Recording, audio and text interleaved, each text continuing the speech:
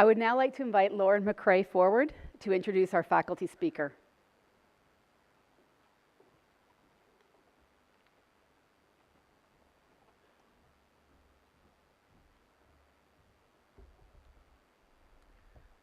I was thinking about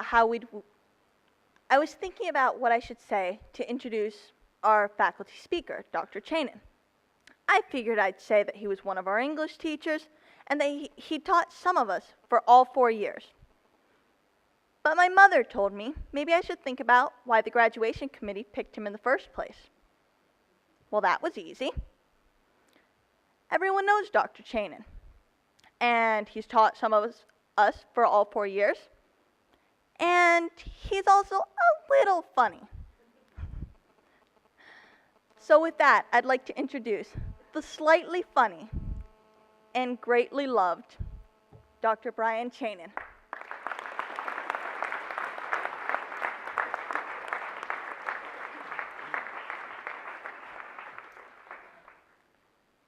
Thanks. No expectations here.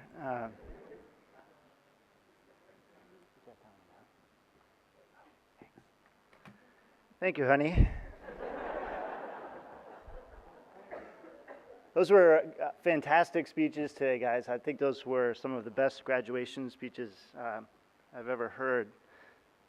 So, just before I get started. Okay. Honored guests, members of the board, Miss McGee, fellow faculty, family, friends, the band, the choir, the guy in the back. I'm dying here. It really is an honor to be able to speak to you today, the graduating class of 2014.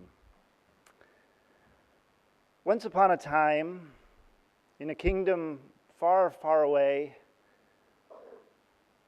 in a kingdom far, far away, this is actually terrible. I don't think I can do this. I mean, I feel like I've somehow slipped back to last year. I'm totally and absolutely unplanned. Do you remember those days when I used to come into class and just sort of do things off the top of my head? It's just not the same anymore, but you know, I have a team of English collaborators now, and I swear to you, I just assumed that they were going to write this speech for me. I mean, what's the good of collaboration? And I told them, I said, this thing is due on turnitin.com at 11:59, and still nothing. I did do some homework, though. I had to be at least a little bit prepared. I was told that if I wanted to joke about somebody, I had to ask permission. So I have some waivers that I've collected here. One of them I already tore up. It's a lot, so let's see who I have here. I even have some parents who've signed a waiver, so thank you. Oh, this one's Consul General Haas. Wow. Yeah, right. I make fun of the Consul General. I'm going to get kicked out of India. But I have more. This one looks like the same one, but it's not. This one is Mr. Anil Ambani. Yeah, make fun of him. I get kicked out of the world.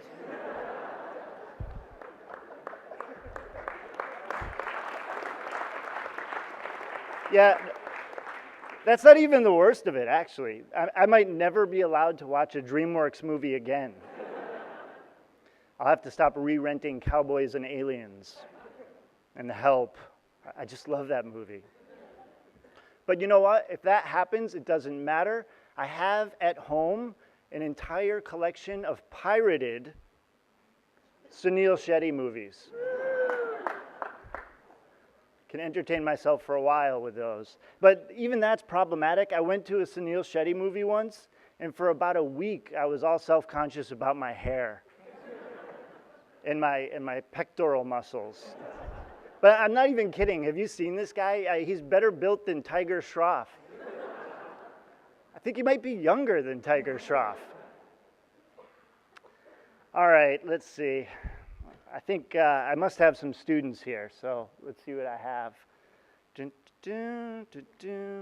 Karsten, you say I always sing when I have nothing to say. Yes, I have one.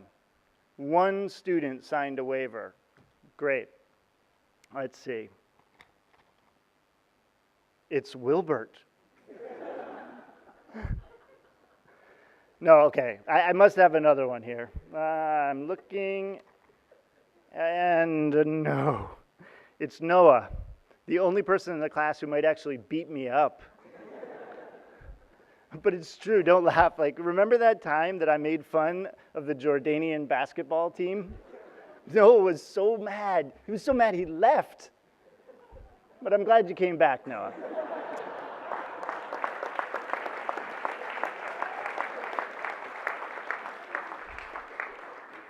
You have to excuse me, though. I really thought that the Jordanian basketball team was something kind of like the Indian Winter Olympic team.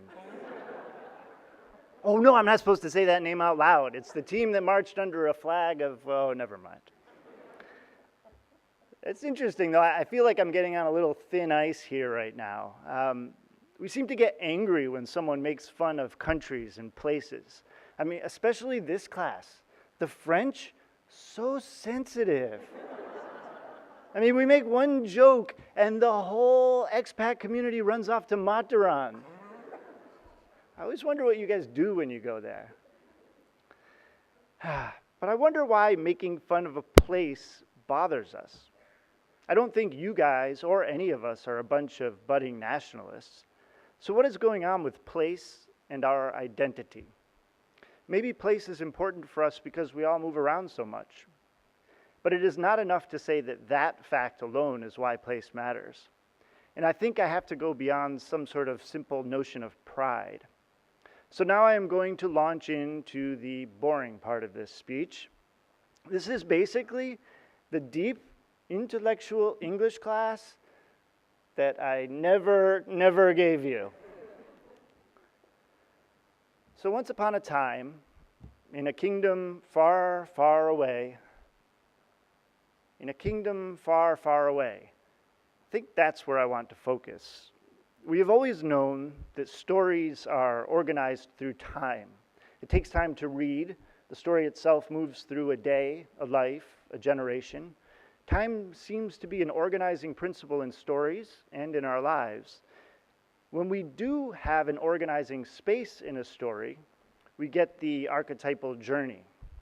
But a journey is a movement through space and time. A journey is growth. And a journey would be easy for me to talk to you about today. But I think that place in and of itself is somehow central to narrative and its effect. Think about almost anything that you have read for a second. And no, seniors, you didn't have to actually finish the book. Do you remember Pale Fire?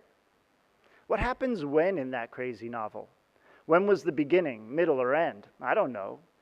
But I think of Zembla, and an image and feeling comes to me. Billy Budd, don't remember anything. But the deck of that ship out to sea, now I remember. And I know Nikita remembers. Off the top of your head, try to recall what Whitman was saying. Maybe you can't. But I don't move through time with Whitman. I lay in a field with him. I lean and loaf and observe a spear of summer grass. And now I remember. No Whitman jokes now, that's out of bounds even for me.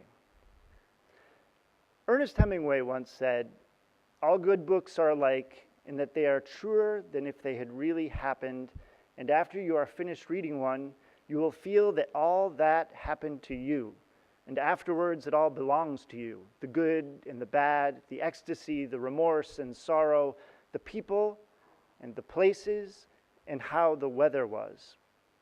Hemingway is fumbling for words here, or he is doing what he does best. He's grinding at the essential elements of what makes story work until he has honed it down to the places, to how the weather was. One of my favorite novels, Plowing the Dark by Richard Powers, begins, "The room is never anything o'clock. Place over time." Of course, it actually makes sense. I'll say to you guys, do you remember how great October 2011 was? No way. But if I say magic bus, a muddy field, suddenly you can remember everything. There's a new field of literary research called cognitive narrative theory. Basically, it looks at how serious biological studies of the brain, in other words, stuff that I don't understand at all, tell us something about how stories work. It turns out that behavioral neurophysiology suggests place is more important to our memories and our stories than we might think.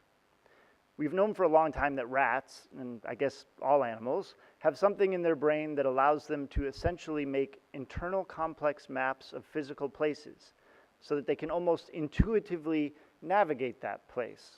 If you've been out on the streets before, you can see rats scurrying around, and they seem to know exactly where they're going. It turns out, Maybritt and Edvard Moser have discovered that humans, too, have in their entorhinal cortex of their hippocampus what are called grid cells. When we are in a place, these cells establish a map of local space that is maintained across environments, independent of our own speed and direction. This is very cool. At least Miss Newcomb told me that this is very cool. Our brains essentially make a map by themselves of what is out there and keep it. But here's what is even cooler to me. It turns out that this entorhinal network of grid cells form part of the context into which episodic memories, memories of the things we've done and the people we've met, are encoded. Pierre Levinex has suggested that quite possibly we can't even remember events until the grid cells that allow us to navigate a place are activated. I think that this notion is confirmed and extended by contemporary philosophers. Michel de Certeau makes a very important distinction for us. He suggests that place is just geographical, that place is an unknown spot on a map, a corner we have never occupied. Space, on the other hand, is a practiced place. He says, in relation to place, space is like the word when it is spoken, that is, when it is caught in the ambiguity of an actualization. I think I read that in a Ben Ashman paper once. Sounds basically like he is suggesting that we are like Moser's rats with feelings. We enter a place, we make it a space as we navigate it. This orientation is eventful, geographic, and interpersonal, difficult, emotional, and ambiguous. When we really live in a place, it becomes a complex part of us. This is why space is so important to us, because a space is our memory, and a place only becomes a space when we fill it with people and events. The cafeteria at the school next door means nothing. But this cafeteria, it means everything. Just the other day, the coffee guy made a beautiful little heart out of foam on my cappuccino. This cafeteria is where I sat every day with my younger daughter before and after school. A couple of years ago, when she was going to move to the new campus, she said something really touching to me. Unfortunately, I never pay attention to her, so I don't remember what she said. In a kingdom far, far away. You are in a unique place to think about the importance of space to your narrative. You have been part of an incredible space called ASB. Again, I'm not talking about pride in ASB, but instead how this school has been inhabited by you and is part of you. And as a kingdom, ASB may not be long ago, but it will soon be for you, far, far away. This is a kingdom where you tracked your muddy football shoes into the stairwell. This is a kingdom where you accepted the embarrassing promposal in Spanish class. Regardless of changes over time, this is a kingdom where you leaned over a railing and looked down on the cafeteria from the 4th floor, where a classmate played a loose rooster up in the tower. It's the second time this semester I've used the word loose, so go home and look it up. This is a kingdom where a physics teacher and an EAL teacher had a picnic in the back of a physics lab. It's a kingdom where the librarian was Walt Whitman, where a math teacher baked pineapple upside down cake, where someone every day remembered to go out and care for the dogs, where your counselor patiently sat you in a circle and asked about your future, and the choir teacher played for every single performance in the whole school. This was a kingdom where an English teacher from Jersey wanted you to love this stuff, where an online teacher was there in real life, a kingdom where a man had the daring to wear panther paws on his butt. Where a principal tried to get her husband to be serious for once. A place where you guys were the seniors, and this space no longer exists. People have talked about you being a special class. Well, true and not true. Every child of every parent is a special child. That's why it tears our hearts out when we think about you going away. It's not because you no longer exist or because time is passing, but because we now inhabit a very different space without you. Houses burn down at the end of stories. Saddest House in Great Expectations, the House of Usher, Macondo destroyed at the end of 100 Years of Solitude. This destruction, however, is much more than just a symbolic ending or a farewell to the past. It is because of our grid cells disorienting, defamiliarizing. Some stories begin with the destruction of space. When we are out of place, when all of our markers are gone, we have to build a new network. This isn't really meant to be sad. It's actually a hopeful start to a story. You are going on to new places now, and you will connect with people and learn and love. I want you to go and be part of new kingdoms. But remember, you can't really come back. Look around you now for a second because this is important. This MPH has changed for you now forever. It contains your friends and teachers and family. The MPH is wonderful, musical, evocative, symbolic. This is the space where you graduate now, and you won't be here for long. But make absolutely no mistake about this. Those grid cells, they work, and this very particular kingdom will be fired into the entorhinal cortex of your hippocampus, or it will be a structuring part of your story, or maybe, and this may sound very strange coming from me, but I hope it's true, maybe this space will be in your hearts. Thank you.